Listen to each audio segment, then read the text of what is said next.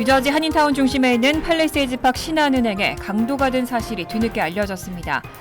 은행 창구 직원의 침착한 대응으로 용의자는 체포됐습니다. 뉴욕 주택 소유주의 절반 가까이가 하우스푸어라는 조사 결과가 나왔습니다. 2019 회계연도에 세금 보고를 하지 않아서 미수령 상태인 환급액이 14억 8천만 달러에 달합니다. 다음 달 17일까지 세금 보고를 하지 않으면 국고로 귀속됩니다. 지난해 실시된 전국 학업 성취도 평가에서 중학교 학생들의 성적이 대폭 떨어진 것으로 나타났습니다. 북대서양에서 잠수정이 실종된 지 사흘째입니다. 오늘 난파 추정 지점에서 수중 소음이 감지되면서 수색이 계속되고 있습니다. 이상은 이 시각 주요 뉴스입니다. 시청자 여러분 안녕하십니까? KBN 뉴스입니다. 뉴저지 한인타운 중심에 있는 팰리세이즈팍 신한은행에 강도가 들었던 사실이 뒤늦게 알려졌습니다. 어제 용의자가 경찰에 체포되면서 전모가 드러났는데요. 은행 창구 직원의 침착한 대응으로 용의자를 체포할 수 있었습니다. 보도에 지한샘 기자입니다. 뉴저지 팰리세이즈팍에 위치한 신한은행에서 돈을 요구하던 은행 강도가 창구 직원의 침착한 대응으로 결국 경찰에 체포됐습니다. 사건이 발생한 건 지난 5월 31일.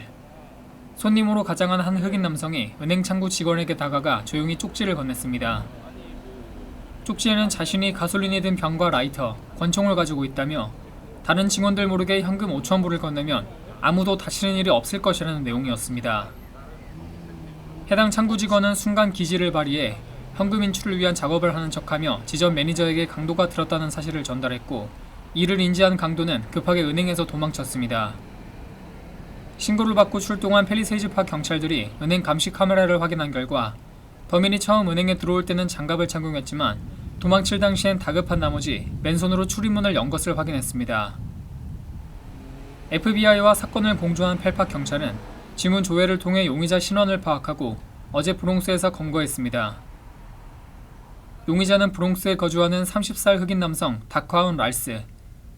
DJ 등으로 활동을 하고 있지만 지난 2019년에도 시카커스에서 고급 신발 등 5만 불 상당을 훔쳐 체포된 적이 있었던 것으로 알려졌습니다.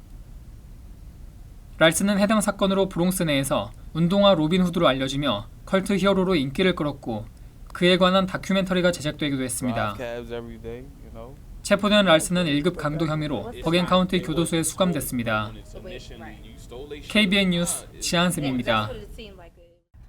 제롬 파월 연방준비제도 의장이 여전히 높은 인플레이션 압력을 잡기 위해서 향후 기준 금리를 추가로 인상할 필요가 있다는 입장을 다시 한번 확인했습니다. 파월 의장의 이런 발언 이후 뉴욕 증시는 하락했습니다.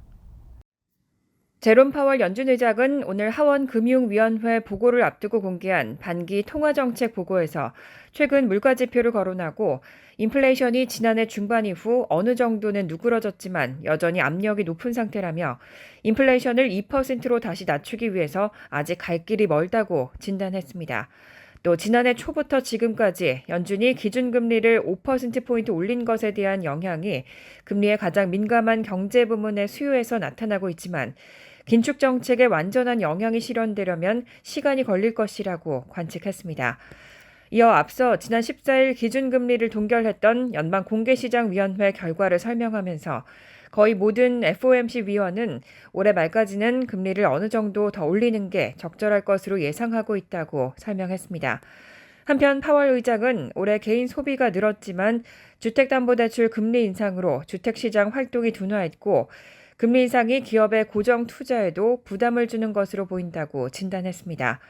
또 여전히 노동 수요가 공급을 크게 앞서고 있지만 수요와 공급이 균형을 잡아가고 있다는 징후가 있다고 전했습니다. 또 인플레이션을 낮추는 과정이 일정 기간 추세보다 약한 경제 성장과 노동시장 상태의 일부 완화로 이어질 가능성이 크다고 전망했습니다. 집을 소유하고 있지만 유지하기 위해서 수입의 상당 부분을 사용해야 하는 경우를 하우스푸어라고 하죠. 소득 대비 주거비 비율이 30%를 넘기면 이런 경우에 해당되는데요. 뉴욕 주택 소유주의 절반 가까이가 하우스푸어인 것으로 나타났습니다. 상공회의소는 최근 연방 센서스국 자료를 토대로 170개 도시의 주택 페이먼트 중간치와 중간 가구 소득을 분석했습니다. 분석 결과 보고서에 따르면 전국 주택 소유주의 25%는 소득의 30% 이상을 주택 유지 비용으로 쓰는 하우스 푸어인 것으로 조사됐습니다. 전문가들은 소득 대비 주거비 비율이 30%가 넘어가면 일상생활에 지장을 느끼고 50%가 넘게 되면 집이냐 먹을 것이냐를 선택해야 할 정도로 심각한 상황이라고 지적하고 있습니다. 이번 조사 결과에 따르면 소득의 30% 이상을 주택 비용으로 지출하는 하우스푸어가 가장 많은 도시는 플로리다 히알레아, 캘리포니아 LA, 뉴욕, 플로리다 마이애미 등이었습니다. 특히 뉴욕과 호놀룰루를 제외한 상위 10개 도시는 모두 캘리포니아나 플로리다주의 도시였습니다. 1위를 차지한 플로리다 히알레아는 하우스푸어 비율이 59.3%로 이들의 중간 가구 소득은 64,386달러였고 월 주택 페이먼트는 1,632달러였습니다. 뒤를 이어 LA는 48.7%의 비율로 이들의 중간 가구 소득은 12만 2,032달러, 월 주택 비용은 2,972달러였습니다. 3위인 뉴욕의 하우스푸어 비율은 45.3%로 중간 가구 소득은 12만 618달러, 월 비용은 2,848달러였습니다. 팬데믹 초기 사상 최저치로 하락했던 모기지 금리가 지난해 7%를 넘고 높은 이자율을 기록하면서 하우스푸어 주택 소유주 비율을 끌어올린 것이란 분석입니다. 납세자들이 세금 환급을 청구할 수 있는 기간은 3년입니다. 2019 회계연도에 세금 보고를 하지 않아서 미수령 상태인 환급액이 14억 8천만 달러에 달하는데 다음 달 17일까지 세금 보고를 하지 않으면 국고로 귀속됩니다. 최근 국세청은 2019년 회계연도 세금 보고를 마치지 않아 미수령 상태인 환급액 규모가 15억 달러에 달한다고 밝혔습니다. 또 7월 17일까지는 세금 보고를 해야 환급금을 받을 수 있다고 덧붙였습니다. 국세청에 따르면 2019년 회계연도 소득세를 신고하지 않은 전국의 납세자들은 146만 9천 명으로 환급금 규모는 14억 7,991만 달러에 달합니다. 2019년 회계연도 소득세 신고 기한은 오는 7월 17일까지로 이날까지 소득세 신고를 하지 않으면 미수령 환급금은 국고로 귀속됩니다.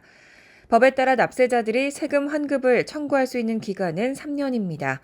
통상 세금 보고 마감일은 4월 15일이지만 당시 코로나19 팬데믹 때문에 마감일이 3개월 연장되면서 기한이 7월 17일까지로 연장된 겁니다. 한편 2019년 회계연도엔 저소득층 근로자를 위한 근로소득세금 크레딧이 대폭 올라 6,557달러까지 혜택이 가능합니다. 전문가들은 더 많은 환급금을 기대할 수 있다며 세금 보고를 완료하라고 당부했습니다. 뉴욕시 경제 전반은 코로나19 팬데믹 영향에서 상당수 회복됐습니다. 하지만 사라진 소매업 일자리는 여전히 회복되지 못하고 있습니다. 2020년 2월 이후 현재까지 3만 8천여 개의 소매업 일자리가 감소한 상태입니다. 어제 싱크탱크 센터 포 얼반 퓨처 보고서에 따르면 뉴욕시 소매 산업 일자리는 2020년 2월 이후 현재까지 3만 7,800개가 사라졌습니다. 팬데믹 이전 소매업 일자리 가운데 11.1%가 감소한 셈입니다. 전국적으로는 같은 기간 소매업 일자리가 0.7% 늘어 회복된 모습을 보였지만 뉴욕시에서는 사라진 소매업 일자리가 좀처럼 다 회복되지 않고 있습니다. 보고서는 팬데믹을 겪으면서 뉴욕시의 많은 리테일 매장들이 자동화 기술을 도입한 것이 그 원인이라고 지적했습니다. 특히 CVS와 타겟, 유니클로, 홈디포 등 주요 소매업체가 자동화 기술을 도입하면서 뉴욕시 소매업 매장 직원은 팬데믹 이전 평균 10.9명에서 현재 10.1명으로 줄었습니다. 인플레이션이 심각해지면서 많은 매장들이 인건비를 아끼기 위해 직원 수를 줄였고 대신 자동화 기기를 도입했기 때문입니다. 또 온라인 쇼핑이 활성화되면서 오프라인 매장 수도 줄어들었습니다. 팬데믹 초반과 비교해 뉴욕시 의류 및 액세서리 매장은 26.9% 급감했고 백화점은 16.7%, 서점 및 음반, 스포츠 매장은 14.1% 정도 감소했습니다. 한편 지역별로는 맨하튼 소매업 일자리가 20.4% 감소해 감소폭이 가장 컸습니다. 퀸즈에서는 7.6%, 브루클린 5.1%, 스테튼 아일랜드에서는 8.7%, 브롱스에서도 3.3% 일자리가 줄었습니다. 보고서는 소매업 일자리가 이전 수준으로 회복되긴 어려울 것이고 특히 뉴욕시의 소매업 종사자 가운데 70%는 유색인종인 만큼 유색인종의 실업률이 높아질 것으로 우려했습니다. 때문에 소매업 일자리에 의존하던 그룹을 대상으로 한 교육이 절실하다고 전했습니다. 지난해 실시된 전국 학업 성취도 평가에서 중학교 학생들의 성적이 대폭 떨어진 것으로 나타났습니다. 코로나19 팬데믹 기간 대다수 학교들이 원격 수업을 진행하면서 학생들의 수학 능력이 떨어졌다는 분석이 나왔습니다. 오늘 뉴욕타임즈는 지난해 가을 실시된 미국 전국 학업 성취도 평가에서 한국의 중학교 1, 2학년에 해당되는 13세 학생들의 수학 평균 점수가 500점 만점에 271점을 기록했다고 보도했습니다. 또 읽기 평균 점수는 500점 만점에 256점으로 집계됐습니다. 수학 평균 점수는 1990년 이후 33년 만에 최저 점수를 기록했고 읽기 평균 점수는 2004년 이후 19년 만에 최저치입니다. 이런 학력 저하 현상은 인종이나 가구의 소득 정도, 지역에 관련 없이 전국적으로 동일했습니다. 다만 수학의 경우에는 흑인과 미국 원주민, 저소득층 자녀들의 점수가 더 큰 폭으로 떨어졌습니다. 전문가들은 이런 학력 저하의 원인으로 코로나19 사태를 지목했습니다. 지난해 13살이었던 학생들은 코로나19 사태로 대면 수업이 중지되고 원격으로 수업을 진행한 2020년에는 초등학교 4, 5학년에 재학 중이었습니다. 각종 교과에 대한 기초 지식을 심화하는 데 중요한 시기에 원격 수업으로만 학업을 진행한 것이 부정적인 결과를 초래했다는 분석입니다. 다만 일각에서는 코로나19 사태 이전부터 미국 학생들의 학력 저하가 진행되고 있었다는 지적도 나옵니다. 패기 카 미국 국립교육통계센터 소장은 중요한 것은 학생들의 기본 학력에 큰 격차가 존재한다는 것이라며 이 문제를 해결하는 것이 국가적으로 큰 도전 과제라고 지적했습니다. 타이타닉호 잔해를 탐사하려던 잠수정이 북대서양에서 실종된 지 오늘로 사흘째입니다. 오늘 난파 추정 지점에서 수중 소음이 감지되면서 해안경비대가 수색 장비를 재배치하고 수색을 계속하고 있습니다. 해안경비대는 오늘 트위터를 통해 캐나다 P3 항공기가 수중 소음을 감지했다며 소음의 발원지를 파악하기 위해 수색 장비를 재배치했다고 밝혔습니다. 다만 수색 결과는 좋지 않다면서 추가 수색이 계속될 것이라고 밝혔습니다. 또 수집한 데이터를 해군 전문가들과 분석할 것이라고 덧붙였습니다. CNN도 캐나다 수색팀이 국토안보부에 보낸 내부 정보보고 메모를 인용해 수색대가 잠수정 수색 과정에서 30분 간격에 두드리는 소리를 들었다고 보도했습니다. 수색대가 음파 탐지기인 소나 장비를 배치한 4시간 뒤에도 소리는 계속됐는데 다만 이 소리가 언제 얼마나 오래 들렸는지는 불분명한 것으로 전해졌습니다. CNN은 이날 추가로 입수한 후속 보고에서 두드리는 소리는 아니었지만 더 많은 소리가 들렸다고 기재돼 있었다고 보도했습니다. 이런 소식에 전문가들은 희망적이라며 소리가 들리는 곳을 찾기 위해 즉시 더 많은 구조 장비와 인력 등을 보내야 한다고 강조했습니다. 현재 해안경비대는 해군과 캐나다 해안경비대와 함께 수색 작업을 진행하고 있습니다. 어제 뉴욕주 의회에서 임신 중지가 금지된 타주로 임신 중지를 위한 약을 보내도 처벌받지 않도록 하는 법안이 통과됐습니다. 어제 뉴욕타임즈 보도에 따르면 뉴욕주 의회는 임신 중지가 제한된 지역의 거주자에게 임신 중지약을 처방하고 배송할 수 있도록 허용하는 일명 방패법을 승인했습니다. 이 법안의 1차 보호 대상은 다른 주의 여성들에게 임신 중지 약물을 지원하려는 뉴욕주 의료인들입니다. 미국의 약 14개 주에서는 현재 임신 중지가 법적으로 금지되어 있습니다. 그런데 대부분 지역에서 임신 중지약을 복용하는 사람이 아니라 임신 중지를 도운 사람을 처벌합니다. 때문에 이번 방패법은 임신 중지를 금지하는 주에서 뉴욕 의료인들을 기소하거나 고소하려 해도 뉴욕 주정부와 법원이 저지할 수 있다는 내용을 담고 있습니다. 즉 미국 전역에서 여성의 임신 중지권을 법적으로 보호한다는 의미를 갖고 있습니다. FDA는 올해부터 전국 소매약국에서 먹는 임신 중지약의 판매를 허용하려고 했지만 텍사스 등에서는 약의 시판을 금지하면서 제동이 걸린 상태입니다. 여성들의 남은 선택지는 임신 중지가 허용된 주로 이동하는 것이었지만 아이다호 등은 다른 지역에서 임신 중지 수술을 받는 것도 제한했습니다. 때문에 해외 온라인 쇼핑몰에서 임신 중지약을 구매하는 경우가 늘면서 가짜 약 때문에 건강을 해칠 가능성이 제기돼 왔습니다. 뉴욕타임즈는 이번 방패법으로 우편을 통해 며칠 안에 약을 받을 수 있게 됐다면서도 약 제공자가 뉴욕 밖으로 나가게 되면 형사고발을 당할 수도 있다고 덧붙였습니다. 청장년층의 스트레스 지수가 갈수록 높아지고 있습니다. 전국적으로 상담이나 정신과 치료를 받으러 가는 사람들도 매년 급증하고 있는데요. 65세 이하 성인을 대상으로 특별한 증상이 없어도 정기적으로 불안과 우울증 검진을 받아야 한다는 권고가 나왔습니다. 질병예방특별위원회가 미국 의사협회 저널에 게재된 보고서를 통해 65세 이하 성인이라면 특별한 증상이 없더라도 정기적으로 불안 증세를 검진받을 것을 권고했습니다. 다만 65세 이상의 경우는 이런 검진이 필요한지에 대한 명확한 근거가 없다고 덧붙였습니다. 질병예방특별위원회 부회장이면서 조지 워싱턴 대학 밀켄 공중보건연구소 교수인 완다 니컬슨 박사는 NBC와의 인터뷰에서 불안 증세 검진은 반드시 실천해야 할 일이라면서 현재 의료 체계로는 정신건강 서비스의 수요를 감당하지 못할 수도 있다고 덧붙였습니다.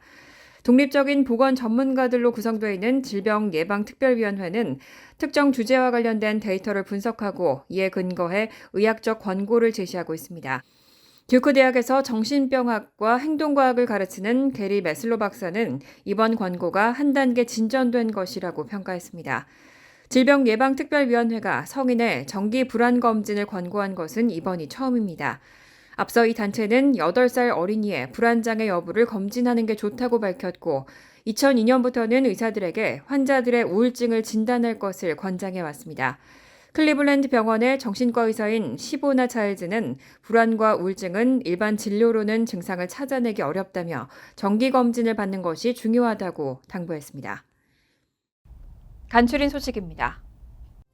바이든 대통령은 어제 의회에 보낸 메시지에서 국가 비상사태 지정을 매년 갱신하도록 되어 있는 국가 비상사태법에 따라 북한을 국가 비상사태 대상으로 지정한 대통령령을 갱신한다고 통보했습니다. 북한을 비상사태 대상으로 지정한 명령은 2008년 6월 26일에 처음 내려졌고 미 정부는 매년 이를 갱신해왔습니다. 바이든 대통령은 핵과 미사일 계획을 추진하고 기타 도발적이고 안전을 해치며 억압적인 북한 정부의 행동과 정책이 미군과 동맹국, 교역국을 위험에 빠뜨린다며 이는 미국의 국가안보, 외교정책, 경제에 대한 이례적이고 비상한 위협이라고 강조했습니다. 바이든 대통령이 지명한 줄리수 노동장관 후보자에 대한 상원 인준 절차가 지연되고 있는 가운데 공화당 상원 의원들이 지명 철회를 요구하고 나섰습니다. 공화당 상원 의원 33명은 대통령에게 보낸 서한에서 현재 상황을 감안할 때 지명을 철회할 것을 정중히 촉구한다며 즉각적인 답변을 요구한다고 밝혔습니다. 바이든 대통령은 지난 2월 28일 노동부 차관으로 일하고 있던 수 후보자를 노동장관으로 지명했지만 석 달째 의회 승인을 받지 못하고 있습니다. 공화당은 그간 수 후보자가 고용주와 임직원을 모두 힘들게 하는 법을 지지하는 반시장 정책 위반자라며 반대해왔습니다. 세계경제포럼은 올해 세계 146개국의 정치, 경제, 교육, 건강 분야의 성별 격차를 종합한 글로벌 성격차 보고서 2021을 어제 공개했습니다. 한국의 성격차 지수는 146개국 중 105위에 그쳤습니다. 지난해 발표 당시 99위였던 것보다도 하락한 수치입니다. 남녀 평등을 90% 가까이 실현한 국가는 9개 나라로 아이슬란드와 노르웨이, 핀란드, 뉴질랜드, 스웨덴과 독일, 니카라과와 나미비아, 리투아니아 등입니다. 미국의 경우 정치적 의사결정 측면에서 성별 평등 지수가 가장 많이 낮아져 43위를 차지했습니다. 세계에서 가장 강력한 활화산 가운데 하나인 하와이 킬라우에아 화산이 지난 7일 용암 분출을 시작한 지 2주일 만에 다시 멈췄습니다. 미국 지질조사국의 하와이 화산 관측소는 19일 오후부터 용암 분출량이 급격히 줄어들기 시작했고 다음 날 완전히 멈춘 것으로 판정했다고 발표했습니다.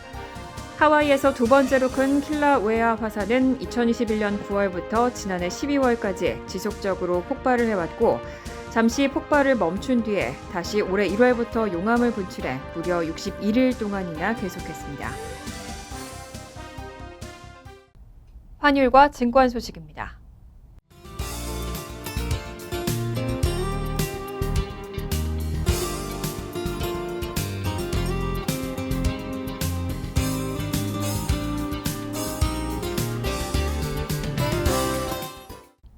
이어서 날씨입니다. 목요일은 비가 내리겠습니다.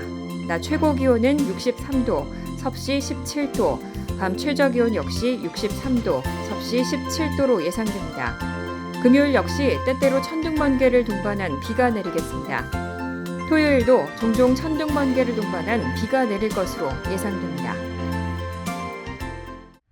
이상으로 KBN 뉴스를 마칩니다. KBN과 함께 즐거운 저녁 되시기 바랍니다.